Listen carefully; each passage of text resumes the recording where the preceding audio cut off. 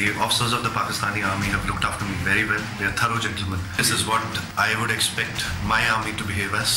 I am very impressed by the Pakistani army. Indian air force के 2 जहाज एक बार फिर लाइन ऑफ कंट्रोल की खिलाफ वर्जी करके पाकिस्तान की हदूद में दाखिल हुए। हमने आज जो एक्शन किया वो सेल्फ डिफेंस में किया।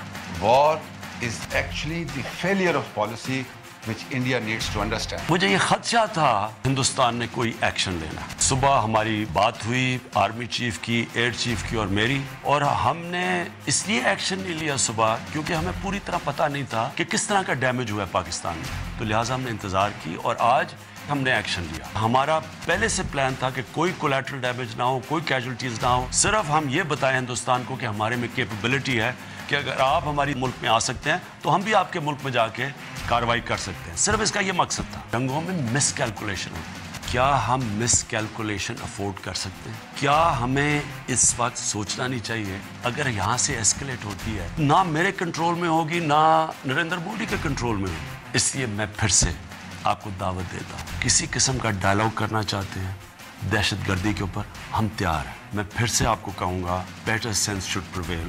हमें बैठ के बातचीत से अपने मसले हल करने चाहिए। वेलकम टू न्यूज़ वाइज, मैं हूँ आरिफा नूर। कल जैसे कि पाकिस्तान ने वार्न किया था भारत को कि वो कोई ना कोई इक़दाम ज़रूर लेगा अपनी सेल्फ डिफेंस में, आज ये हुआ। पाकिस्तान ने अपनी डिफेंस के अंदर आइडेंटिफाई किए टारगेट्स इंडिया के अंदर और उनके ऊपर अटैक किया, और उस अटैक के बाद 2 भारतीय तैयारे भी मार गिराए, और इस वक्त बकौल हुकूमत के एक जो भारतीय पायलट है वो हमारी हिरासत के अंदर है।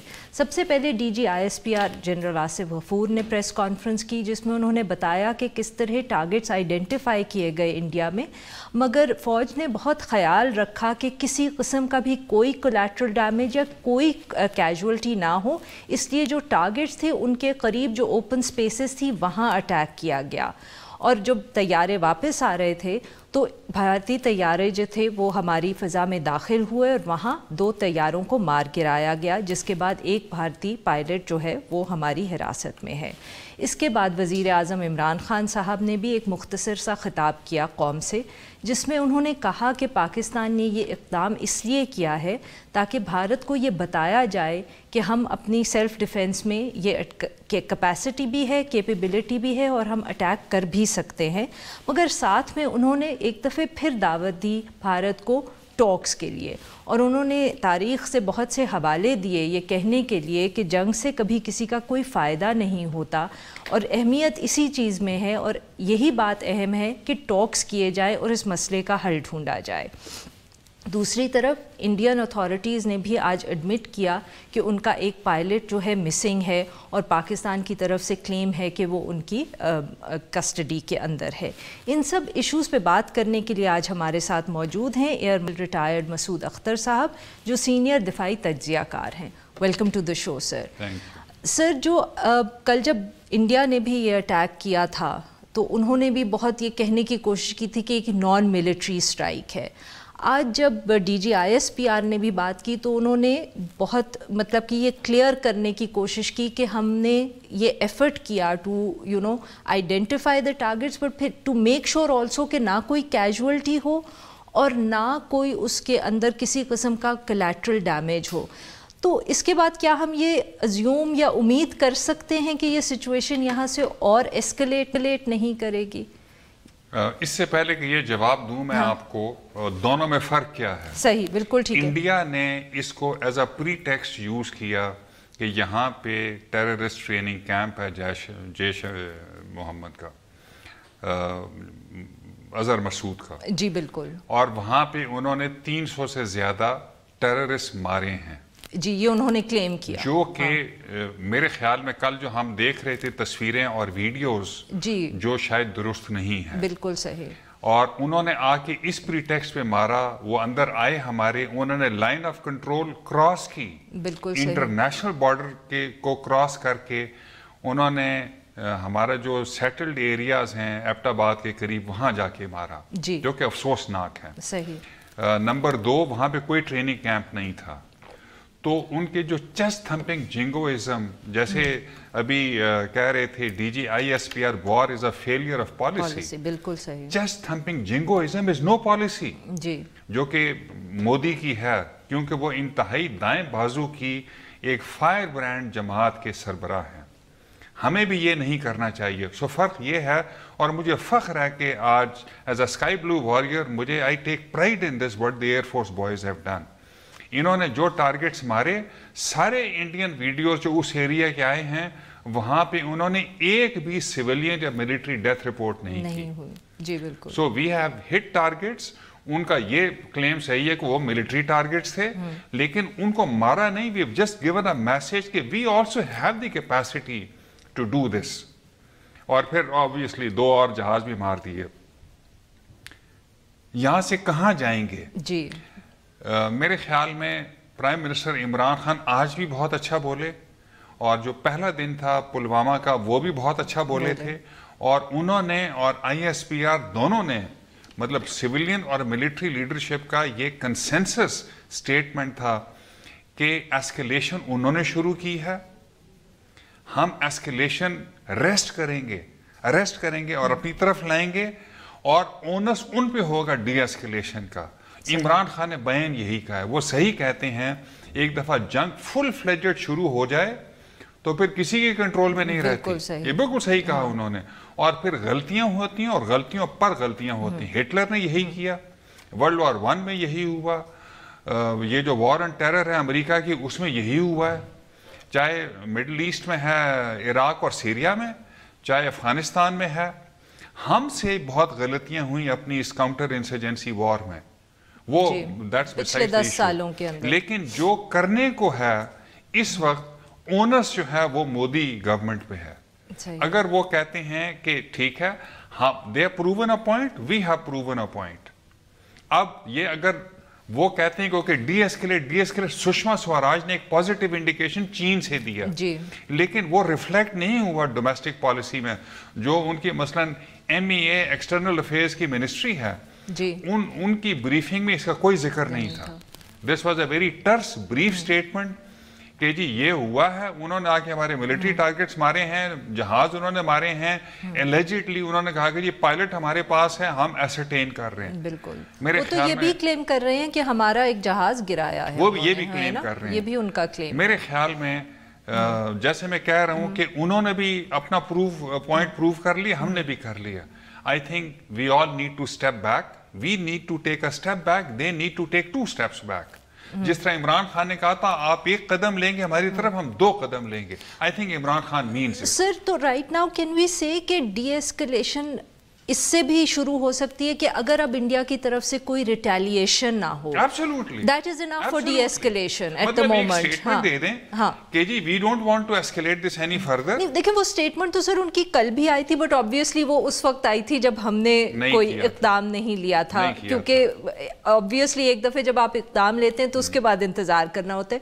سشما سوراج کی جو سٹیٹمنٹ ہے وہ ذرا زیادہ اہم ہے. It's quite possible کہ چائنیز پریشر کی وجہ سے لی ہے لیکن یہ ریفلیکٹ نہیں ہوئی انڈیا میں اٹسیلف نہیں ہوئی. وہ تو جس طرح اس کو پلے اپ کر رہے ہیں عمران خان صاحب کی سٹیٹمنٹ کو ان کے ٹی وی چینلز, وہ تو اس وقت یہ کہہ رہے ہیں کہ Pakistan is begging for peace, you know.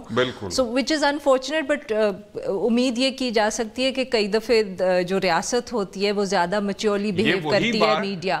But what we are getting to is کہ suppose وہ de-escalate نہیں کرتے by you know as we said کہ de-escalation کا مطلب یہ ہے ہمارے لیے at least کہ اب اور کوئی اٹیک نہ ہو, کوئی LOC کی وائلیشن نہ ہو. That is what is required. That is what is required. But suppose کہ انڈیا یہ نہیں کرتا اس وقت تو کیا ہم یہ امید کر سکتے ہیں یا جیسے کہ آپ نے دیکھا کہ D G I S P R کی بھی یو نو جو انہوں نے آج پریس کانفرنس کی اس میں بھی ذکر کیا, انٹرنیشنل کمیونٹی کو ایک ہم کانسٹنٹلی میسیج دے رہے ہیں اور مجھے لگتا ہے کہ شاید وہ میسیج ہم اس ازمپشن پہ دے رہے ہیں کہ اگر انڈیا نے ڈی ایسکیلیٹ نہیں کیا تو ان کی طرف سے کوئی پریشر آئے گا. Can we count on that کیونکہ وہ پریشر پہلے نہیں آیا جب ہم بار بار پاکستان ہمارا قصور ہے, یہ ہمارا قصور ہے کہ ہمارا ایکسٹیریئر منوور اتنا اسٹرانگ نہیں رہا پچھلے 5-10 سالوں میں.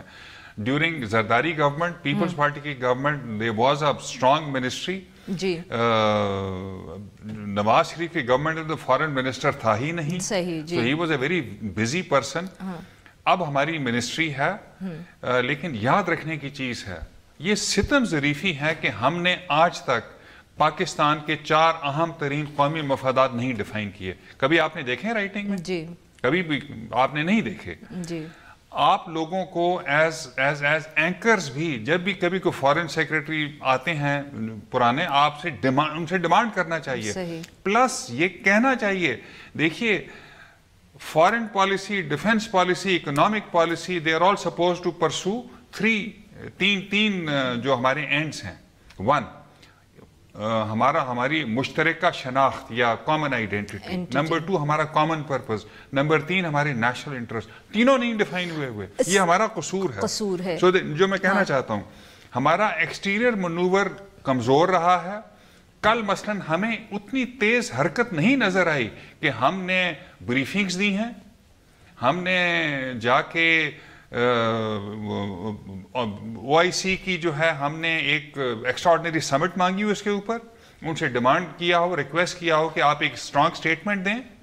اور اس میں لائک وائز چائنا نے کہا کہ جی دونوں صبر و تحمل سے مظاہرہ کریں, یہ اچھا نہیں سر. بٹ یہ جو آپ بات کریں یہ تو ہمارے ایفرٹس کی بات ہے, بٹ ایک یہ انٹرنیشنل کمیونٹی وہ تھی جو ایک زمانے میں جب ایک نیوکلیئرائز ریجن کے اندر تھوڑی سی بھی کھٹ پٹ ہوتی تھی تو ہمیں انٹرنیشنلی بہت موومنٹ نظر آتی تھی, وہ نہیں نظر آئی. اس دفعہ دیکھیں پاکستان نے افیکٹولی کیا یا نہیں کیا, دیٹس another thing.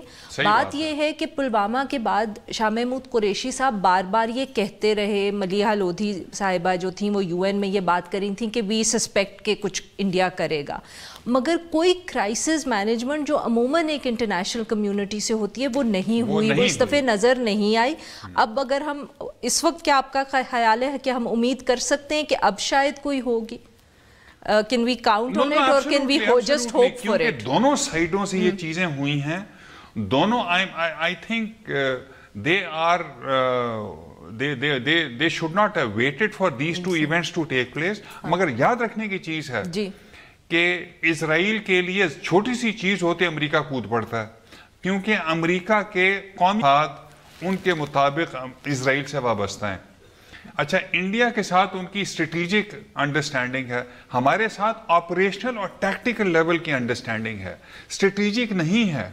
ان کو زیادہ انٹرسٹڈ ہمیں کرنا ہے, آپ صحیح کہہ رہی ہیں, مگر یاد رکھیے کہ کوئی دوست جو ہے وہ خالی ہمارے کہنے سے نہیں ہوگا, اور اگر ایک فلیش پوائنٹ ہے ان کو انٹرسٹ لینی چاہیے, مگر ہمیں بھی کوشش کرنی, اینڈ امید کی جا سکتی ہے کہ کیونکہ اینٹی بہت اوپر چلا گیا تو اس وجہ سے وہ انٹروین کریں گے. مثلا چین نے جو سشما سوراج نے آج سٹیٹمنٹ دی ہے, یہ عین ممکن ہے کہ چین کے پریشر کی وجہ سے ہو.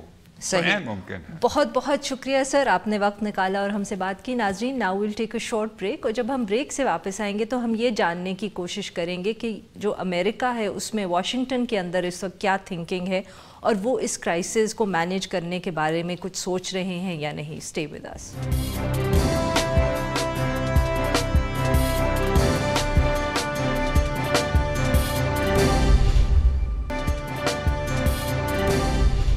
Welcome back. اور اب ہم ذکر کریں گے کہ بڑھتے ہوئے بھارت پاکستان کے درمیان کشیدگی کے تناظر کے اندر اس وقت امریکہ اور یونائٹڈ نیشنز اور انٹرنیشنل کمیونٹی کیا کردار ادا کر سکتے ہیں. جب بھارت نے پاکستان کے اوپر اٹیک کیا تو امریکہ اور یونائٹڈ نیشنز کی طرف سے پیغام آیا کہ جس میں انہوں نے دونوں ممالک سے کہا کہ وہ ریسٹرینٹ شو کریں, مگر آج کے واقعات کے بعد کشیدگی تو لگتا ہے کہ اور بڑھ گئی ہے. اس وقت امریکہ کیا سوچ رہا ہے اور ایسے کیا سٹیپس ہیں جو امریکہ یا دیگر ممالک لے سکتے ہیں جس سے جو ساؤتھ ایشیا کے اندر اس وقت جو سچویشن ہے وہ ٹھنڈی پڑ جائے. اس ایشو پر بات کرنے کے لیے ہمارے ساتھ موجود ڈاکٹر معید یوسف جو سینئر تجزیہ کار ہیں, and he is based in the United States. Welcome to the show doctor Moeed. بہت شکریہ. جی ڈاکٹر صاحب, تو آپ ہمیں بتائیں کہ اس وقت واشنگٹن کے اندر کیا موڈ ہے اور کس قسم کی تھنکنگ پریویل کر رہی ہے جو کرائسس ہماری طرف چل رہا ہے. دیکھیے عارفہ, پہلی بات تو یہ سمجھ لیجئے کہ آپ نے ابتدائی میں بات کی کہ کیا کر سکتی ہے عالمی دنیا. तो इस वक्त सिर्फ और सिर्फ आलमी दुनिया ही कुछ कर सकती है। पहले मैं ये बात वाज़ेह करना चाहता हूँ, आपको मालूम है मैंने इस मौजू पे बहुत तहकीक की है, किताब भी तहरीर की है, और मेरा बुनियादी मतन जो था इस सारी तहकीक का वो ये है कि पाकिस्तान और हिंदुस्तान क्राइसिस में जब एक दफ़ा आ जाएं तो उसको ख़त्म करने का डायरेक्ट तरीका हमारे पास नहीं है। दोनों ममालिक के कोई ऐसी प्रोटोकॉल्स नहीं है जो सर जंग के वक्त रूस और अमेरिका के दरमियान थी। हमेशा अमेरिका आके, चीन आके, पसे पर्दा कुछ सामने आके ये मामले को मीडिएशन करके हल करते हैं।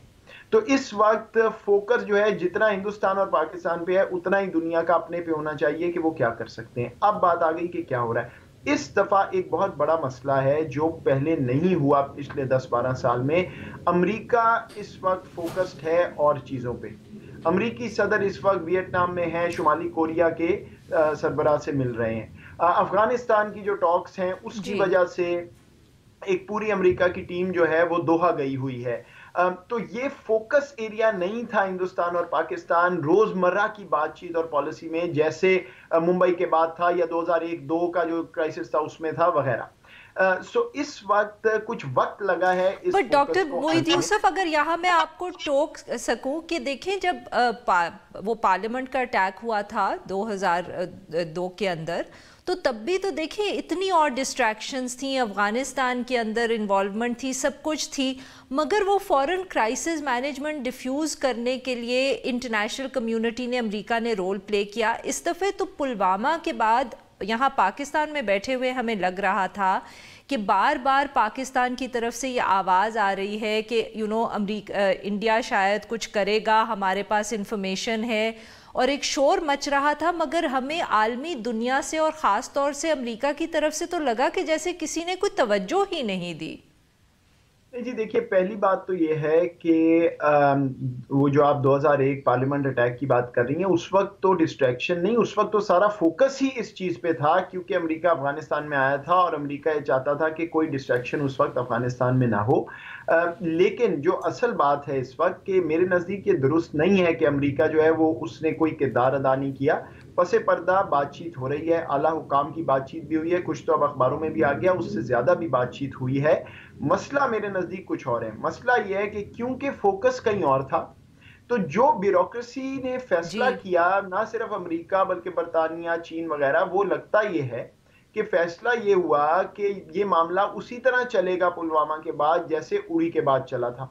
मेरा ख्याल है कि ये सबको मालूम था कि हिंदुस्तान कोई ना कोई कार्रवाई करेगा, और वहां पे अब हमारे सामने हकायक आ गए हैं कि एक बहुत बड़ी मिसकैलकुलेशन हुई है। हिंदुस्तान ने ये स्ट्राइक इसलिए नहीं की कि पाकिस्तान रिस्पॉन्ड करेगा या कोई इससे कश्मीर का मसला या पाकिस्तान हिंदुस्तान के ताल्लुकात, सिर्फ एक वजह थी, डोमेस्टिक ऑडियंस को ये दिखाना था कि हमने एक जवाब दिया मुंह तोड़।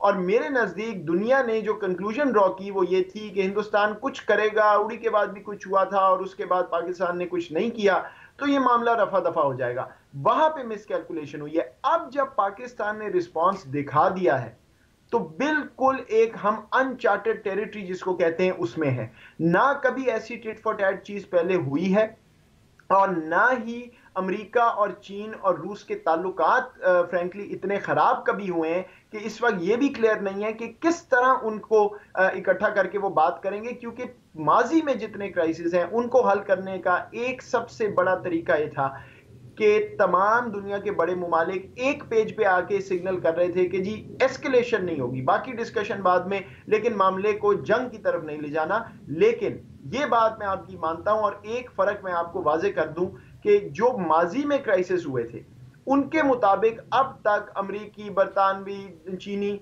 आला हुकाम को शटल डिप्लोमेसी कर रहे होना चाहिए था, उनको हिंदुस्तान और पाकिस्तान में नजर आना चाहिए था। माजी में ये हुआ है कि उन्होंने ये फैसला किया है कि हम खुद जाएंगे, वहां बैठेंगे, दोनों मुमालिक के सरबराहों से बात करेंगे, और कुछ नहीं तो हमारे वहां होने से ये बात यकीनी हो जाएगी कि कम से कम उन चंद दिनों में कोई एस्केलेशन नहीं होगी, मामले को ठंडा किया जाएगा। वो हमने नहीं देखा, और मुझे लगता है कि अगर अगले 24-48 घंटे, डॉक्टर साहब, क्या हम अज्यूम कर सकते हैं कि अगले चंद दिनों में ये हमें नजर आएगी शटल डिप्लोमेसी की? آپ کو یہی کہنے لگا تھا کہ اگر نہیں، اگلے کچھ دنوں کی بات نہیں ہے، اگلے 24-48 گھنٹے کروشل ہیں، اور اگر اس میں کوئی ایسی موومنٹ نہ ہوئی، ایسی بات چیت نہ ہوئی جس سے ہندوستان اور پاکستان کو یہ باور کرایا گیا کہ وہاں پہ اعلیٰ عہدیدار آ رہے ہیں، بات کریں گے، ٹائم نہ بائی کیا گیا، تو پھر مجھے لگتا ہے کہ ہم ایک بہت ہی مشکل مرحلے کی طرف جا رہے ہیں۔ مودی صاحب انڈیا میں کارنرڈ ہیں، انہوں نے جو چال چلی یا جو پتہ کھیلا وہ کامیاب نہیں ہوا، اور اب اگر وہ اس وقت یہ کہہ دیں کہ جی معاملہ ختم، تو ان کے لیے ایک پولیٹیکل سوسائڈ کا مقام ہے۔ پاکستان کا مسئلہ بڑا واضح ہے، پاکستان نے اپنا موقف بھی واضح کر دیا ہے کہ انڈیا سے جواب آئے گا تو پاکستان سے جواب جائے گا۔ یہی مسئلہ ہوتا ہے ایک فوگ آف وار میں، لیکن جہاں جوہری ہتھیار موجود ہوں یہ رسک نہیں لیا جا سکتا، اور اس میں وزیر اعظم صاحب کی تقریر کا جو متن ہے وہ بالکل درست ہے۔ میں صرف اس بات پہ واپس جاؤں گا کہ حقیقت یہ ہے کہ ہندوستان اور پاکستان کے پاس ڈائریکٹ چینل اچھے نہیں کوئی موجود اس معاملے کو حل کرنے کے لیے، اس لیے دنیا کو انوالو ہونا ہے۔ اور اگر میں یہ فیصلہ کر رہا ہوں کہ کیا کرنا ہے، میرے نزدیک اس وقت فوکس ہونا چاہیے ایک انڈیا پاکستان بیک چینل کھولنے پہ، کوئی نہ کوئی بات چیت کا انڈائریکٹ طریقہ نکالنے میں جس میں یہ دوسرے ممالک ہیلپ کریں، اور اس کا فوکس اس بات پہ ہونا چاہیے کہ کیا چیز کہی جا سکتی ہے جس سے پبلک نیریٹیوز ٹھنڈے ہوں اور معاملہ جو ہے وہ جنگ کی طرف نہ جائے۔ باقی بحث جو ہے کہ کس کو پکڑا کس نے کیا، وہ جو ہے معاملہ وہ علیحدہ حل ہو سکتا ہے۔ اگر اس طرف بات نہ گئی اگلے 24-48 گھنٹے میں تو مجھے لگتا ہے کہ معاملہ اور گڑبڑ کی طرف جا سکتا ہے۔ بہت بہت بہت شکریہ ڈاکٹر معید یوسف، آپ نے وقت نکالا اور ہم سے بات کی۔ ناظرین، اب ہم لیں گے ایک چھوٹا سا بریک، اور جب ہم بریک سے واپس ہیں ہم بات کریں گے جنیوا کنونشنز کی، اور کیا وہ اپلائی ہوتے ہیں کہ نہیں ہوتے اس بھارتی پائلٹ کو جو اس وقت پاکستان کی حراست میں ہے۔ Stay with us.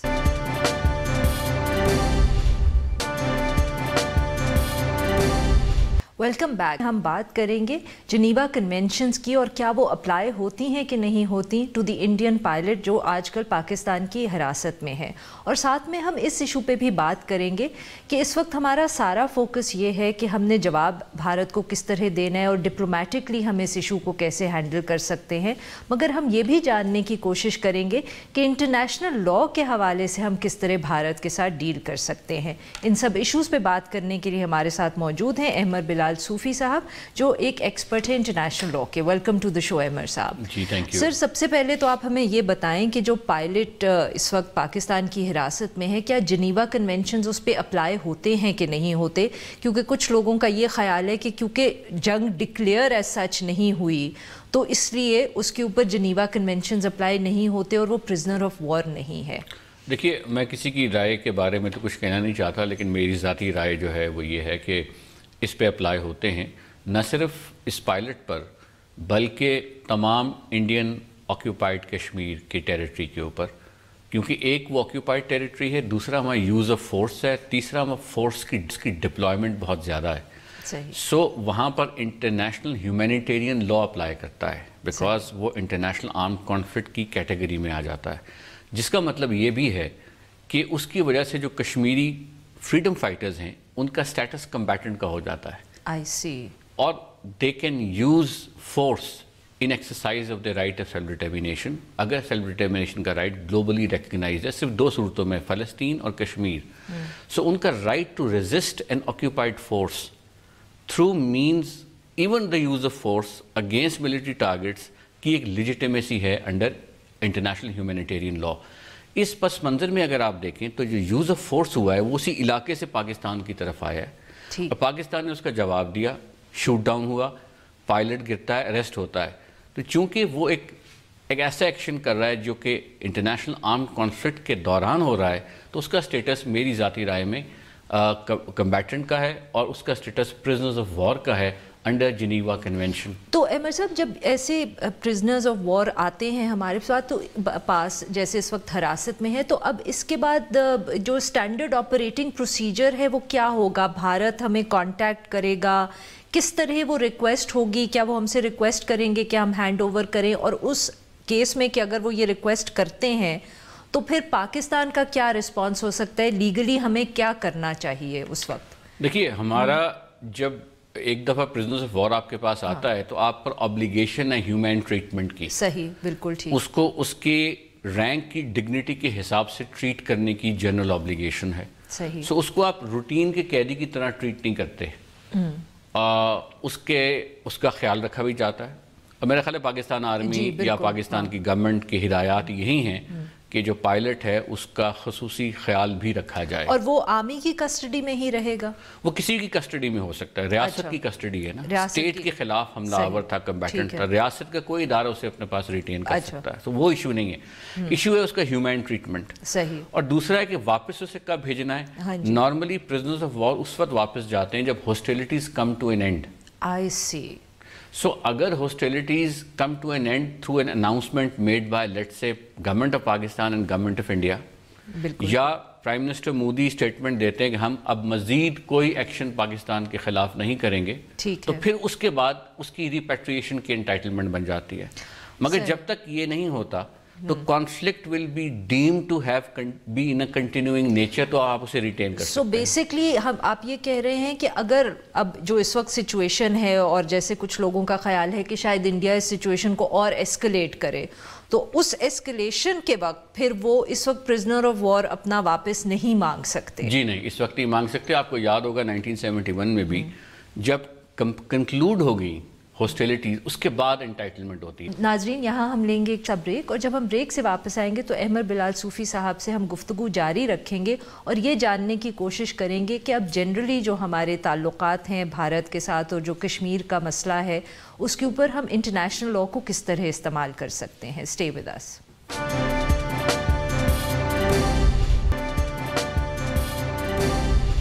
Welcome back. ہم گفتگو کریں احمد بلال صوفی صاحب سے جو ایک انٹرنیشنل لاء ایکسپرٹ ہیں. احمد صاحب, آپ ہمیشہ یہ بات کرتے ہیں کہ انٹرنیشنل لاء کو استعمال کرنا چاہیے ہمیں انٹرنیشنل ڈپلومیسی کے ریلم کے اندر. پاکستان میں ہمارا فوکس ہمیشہ رہتا ہے کہ ایک ڈپلومیٹک رسپانس ہونا چاہیے, اور ڈپلومیٹک رسپانس پاکستان کے خیال میں یہ ہوتا ہے کہ انٹرنیشنل کمیونٹی کو ہم موٹیویٹ کریں کہ وہ ہمارا پوائنٹ آف ویو دیکھیں. بٹ آپ نے ہمیشہ یہ آرگیو کیا ہے کہ انٹرنیشنل لاء کو استعمال کرو, اور آپ نے تو یہاں تک بھی لکھا ہے کہ جب بامبے کا اٹیک ہوا تھا, ممبئی اٹیکس, تو اس کے بعد بھارت نے بھی یہ اسٹریٹجی اپنائی تھی کہ انہوں نے انٹرنیشنل لاء کو استعمال کیا تھا to formulate an answer to Pakistan. تو کیا آپ کا خیال ہے کہ اس وقت جو سچویشن ہے اور جو انڈین اگریشن ہوئی ہے اس کے اندر پاکستان انٹرنیشنل لاء کو بھی استعمال کر سکتا ہے کسی طریقے سے؟ جی بالکل, بیکاز انٹرنیشنل ڈپلومیسی اور انٹرنیشنل ریئل پالیٹک کے ساتھ انٹرنیشنل لاء جو ہے وہ بین الاقوامی کمیونیکیشن کی زبان ہے. آپ اسی زبان, اسی لینگویج میں بات کرتے ہیں.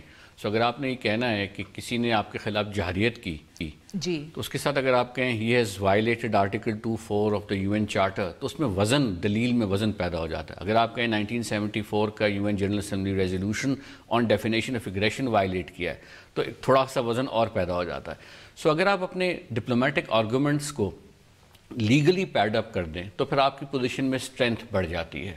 سو میں ہمیشہ اس لیے کہتا ہوں کہ آپ کو ویسے تو وارفیئر کا ہی زمانہ بعض اوقات ہوتا ہے, لیکن اب لا فیئر کا زمانہ بھی آ گیا ہے کہ آپ قانون کا استعمال کرتے ہیں ٹو پٹ پریشر. آپ کو یاد ہوگا کہ 15-20 سال پہلے پاکستان کے متعلق ایک لا فیئر موو ہوئی جس میں آپ کا کمرشل لاسز ہوئے جب ILO کنونشن سیالکوٹ کی انڈسٹری پہ اپلائی کیے گئے, جس سے وہ لٹرلی انڈسٹری ختم ہو گئی. وہ کیا تھا, وہ انٹرنیشنل لا کی ٹریٹیز چائلڈ لیبر سے متعلق وغیرہ وغیرہ. سو فٹ بال, سرجیکل اور کارپیٹ انڈسٹری, تو کارپیٹ تو وائپ آؤٹ ہوگی. ابھی لا فیئر کی موو تھی جس کو ہم اصول انڈرسٹینڈ نہیں کر سکے. اس وقت اب ہم مطلب کہ اسپیسیفکلی کیا کر سکتے ہیں, بیکاز کلیئرلی ایک ایگریشن تو ہوئی ہے. اس میں ڈیپینڈ کرتا ہے گورنمنٹ کیسے اس کو ویژولائز کرے, لیکن فار ایگزامپل کئی آپشنز ہیں. آپ UN سیکرٹری جنرل کو لکھ سکتے ہیں کہ دیکھیے آپ کا مینڈیٹ ہے to be cognizant of any situation which is likely to endanger international peace and security. اور یہ جو 2-3 دن کے واقعات ہیں they are likely to endanger international peace and security. So آپ کاگنیزنس لیں. کچھ اور بھی کام کر سکتے ہیں, جس طرح اگر آپ کریں یا نہ کریں تو انڈین سپریم کورٹ اس وقت آرٹیکل 35A اور آرٹیکل 370 آف انڈین کانسٹیٹیوشن کے بارے میں ایک پٹیشن سن رہا ہے, وہ جو اسپیشل اسٹیٹس آف کشمیر کے حوالے سے جو اب وہ پٹیشن میں جو ڈیٹ آف ہیئرنگز دی تھی انڈین سپریم کورٹ 26, 27, 28 تھی. اس پر آف دس منتھ 26 کی صبح اٹیک ہوا تو 26 کی صبح کی سپریم کورٹ آف انڈیا نے ان پرنسپل وہ پٹیشن سننی تھی. اچھا, سو اب سپریم کورٹ آف انڈیا کافی انڈیپینڈنٹ ہے compare to the executive arm of the Indian government. So Supreme Court of India can also think proactively. जिस तरह हमारा Supreme Court independent है, हमारी executive को direction दे सकता है, तो Supreme Court of India भी Indian executive authorities को कह सकता है कि देखिए आप irresponsible act से परहेज करें, because इससे right to life of the Indian nationals under article such and such of Indian Constitution jeopardize होगा. और हम आपको डायरेक्शन देते हैं कि प्राइम मिनिस्टर ऑफ पाकिस्तान ने एक ऑफ़र की हुई है, बायलैटरल टॉक्स की, नेगोशिएशंस की, आप उस टॉक और उस ऑफ़र को सीरियसली कंसिडर करें. तीसरा आपके पास जो ऑप्शन है वो है सेक्रेटरी जनरल को अप्रोच दोबारा किया जा सकता है pursuant to paragraph 5 of security council resolution 1172 of 1998, जिसके पैराग्राफ 5 में बड़े वाज़ेह अल्फाज में सेक्रेटरी जनरल ने कहा है कि दोनों मुल्क बैठ के अपने मामला तय करें बशमूल कश्मीर, और I will remain seized of the matter and I will update the Security Council of the developments in this regard, which means कि Pakistan can actually go to Secretary General Office से कि आपने 1172 के नीचे आपके पास मैंडेट है. ये मैंडेट में हमारे प्राइम मिनिस्टर ने, हमारी मिलिट्री क़यादत ने ऑफ़र किया है एक से ज़्यादा मरतबा, DGISPR ने, बाकी फॉरेन मिनिस्टर ने, कि हम पीसफुल रहना चाहते हैं, हम तमाम इश्यूज़ पे बात करना चाहते हैं. प्राइम मिनिस्टर ने तो यहाँ तक कहा कि हम कश्मीर इवन टेररिज्म पे बात करना चाहते हैं. तो बात ना करने का मतलब ये है कि आप इंटरनेशनल लॉ या direction let down in paragraph 5 1172 की वायलेशन कर रहे हैं. बट अहमद साहब, कंसिडरिंग कि यूएन जो है वो, हम जैसे तनकीद बहुत करते हैं कि वो एक इररिलेवेंट सा प्लेटफॉर्म बन चुका है, उसकी कोई बात नहीं सुनता, तो वहाँ ये अगर हम बात करेंगे भी तो उससे क्या फ़र्क पड़ेगा? देखिए, हम बड़ी रवायती सतह पे सोचते हैं कि जिस तरह गोया एक कोर्ट है, हम जाएंगे सुबह स्टे मिल जाएगा.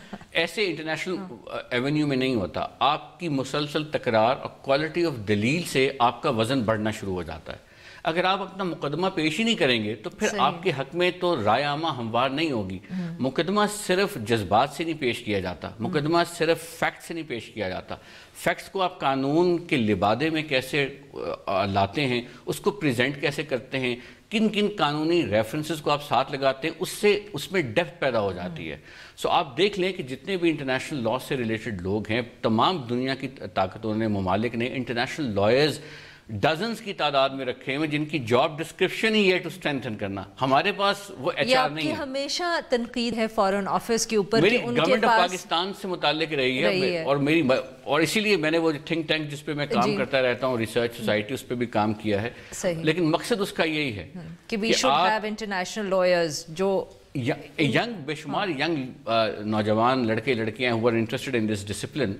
और उसका क्या फ़ायदा होगा, एट सम स्टेज पाकिस्तान और इंडिया के ताल्लुकात बेहतर होने के लिए भी लॉ का सहारा ही लेना पड़ेगा, बिकॉज दोनों मुल्कों के दरमियान जो इश्यूज़ हैं वो लीगल हैं, केसेस हैं. सो अगर आप लीगल डिप्लोमेसी की तरफ जाएं instead of general diplomacy, you might find solutions, whether it's Pathankot, whether it's Mumbai, whether it's समझौता, वेदर इट्स कश्मीर. बहुत बहुत शुक्रिया अहमद साहब, आपने वक्त निकाला और हमसे बात की. नाजरीन, आज के लिए बस इतना ही. We'll be back tomorrow at the same time.